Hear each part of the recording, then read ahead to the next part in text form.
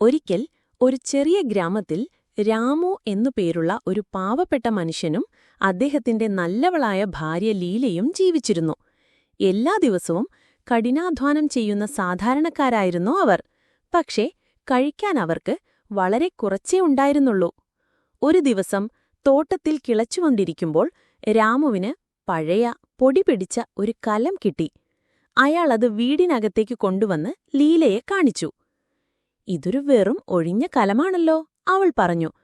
"പക്ഷേ ഇതിനെന്തോ ഒരു പ്രത്യേകതയുണ്ടെന്ന് തോന്നുന്നു," രാമു മറുപടി പറഞ്ഞു.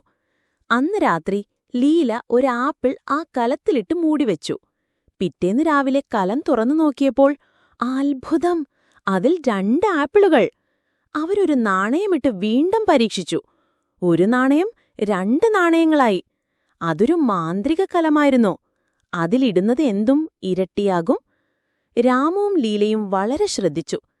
അവർ ഈ രഹസ്യം ആരോടും പറഞ്ഞില്ല. എല്ലാ ദിവസവും അവർക്കാവശ്യമായ ആഹാരവും പണവും വസ്ത്രങ്ങളും മാത്രം ആ കലത്തിൽ നിന്നെടുത്തു.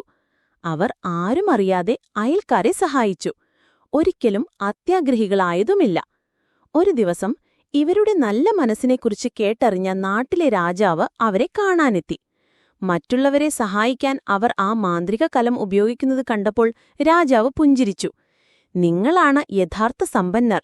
ഈ കലം ഉള്ളതുകൊണ്ടല്ല, മറിച്ച് നിങ്ങളുടെ നല്ല മനസ്സുകൊണ്ടാണ് നിങ്ങൾ സമ്പന്നരായത്." അന്നുമുതൽ രാമുവും ലീലയും സന്തോഷത്തോടെ ജീവിച്ചു. എല്ലാവർക്കും പ്രിയപ്പെട്ടവരായി മാറി. ഗുണപാഠം: ദയയും സത്യസന്ധതയുമാണ് യഥാർത്ഥ സന്തോഷം നൽകുന്നത്.